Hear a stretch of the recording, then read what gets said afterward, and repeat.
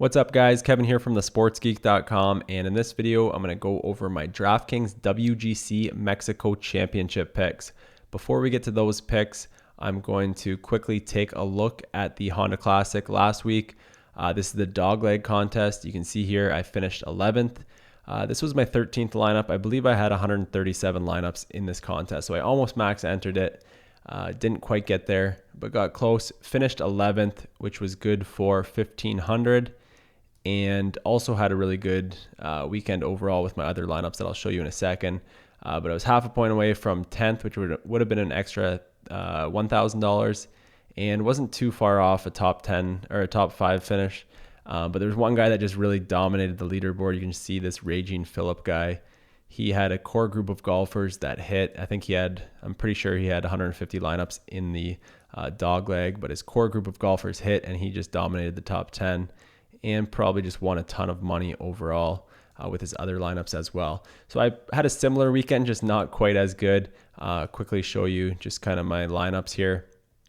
So the top 3,800 get paid. And you can see here, I had a ton of lineups that got paid. My core group of golfers did really well this week.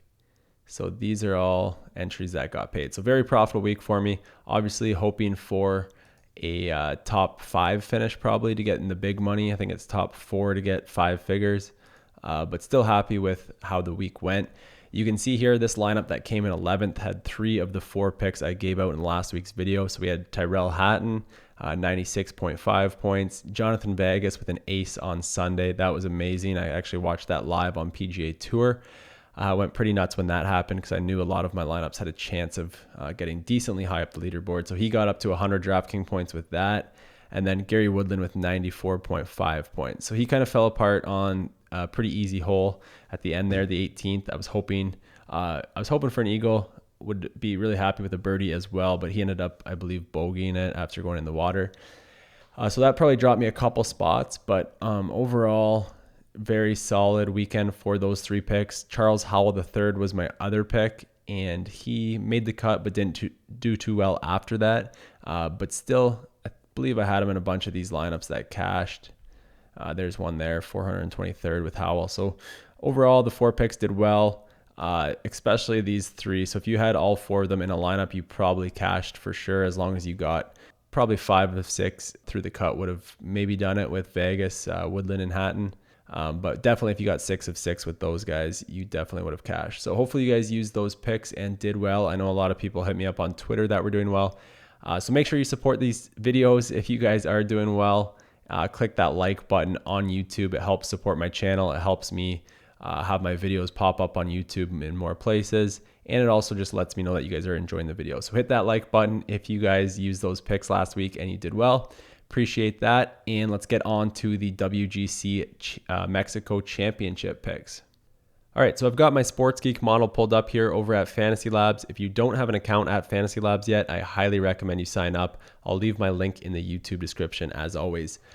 So for this week, it's a little bit of a different situation. We don't have any course history and we don't know too much about the course, but if you guys want to see a course preview, head on over to thesportsgeek.com and check out Jeff's article. He does a great job previewing the course every week. For my picks for the week, I'm basically going with golfers that are just good golfers overall and that are in good form and that are underpriced on DraftKings, in my opinion. So the 4 golfers this week that I have in my picks here, I think they're all pretty underpriced, and I think they're definitely worth putting in some of your lineups. So again, I'll just kind of talk about cash game and GPP like I did last week.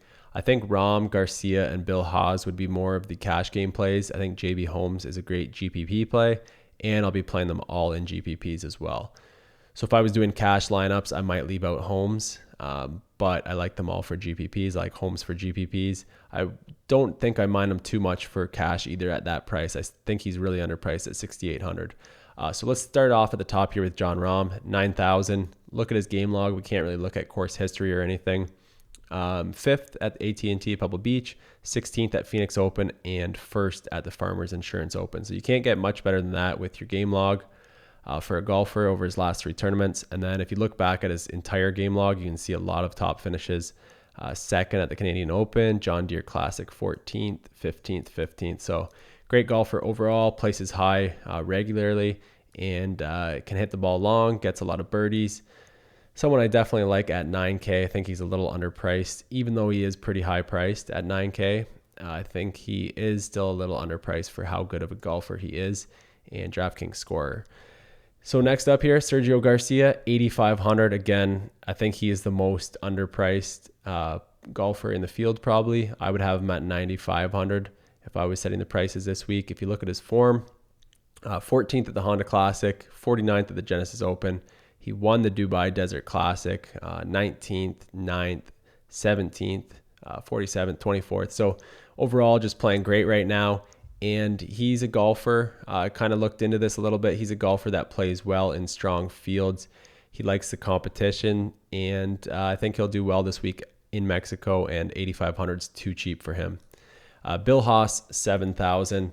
Again, a golfer who should be a little higher priced. I'd probably have at maybe 7,800, maybe even 8,000, just looking at his recent form. And we know he's a good golfer overall, and he's definitely in form right now. 20th, 4th, 13th, 17th, 11th at the Genesis Open.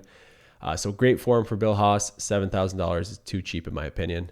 And then lastly here, we've got JB Holmes at 6,800. A little underpriced in my opinion, even though his game log isn't great. That's probably why he's so low at 6,800. If you look at his recent performances, 34th, 23rd, 24th, 33rd. So nothing bad. He's still making cuts. He's scoring pretty well. Phoenix Open, 90.5 DraftKings points. So he's scoring pretty well on DraftKings. He's making cuts, and I think this course could be something that suits him. He's a good golfer, one of the better golfers in the field. Probably in the top half. So 6,800 is a little too cheap for him. Maybe avoid him in cash, but definitely a good GPP play. He should be, I'd say, probably under 15%. I'd say probably around 10 to maybe 13%. And that's kind of what Fantasy Labs is projecting as well. So those are my 4 picks for this week. Again, if you guys enjoy these videos, hit the thumbs up button on YouTube. It helps support my YouTube channel, and I'll keep doing these videos for you guys. So good luck this week. Hope you guys make some money. Cheers.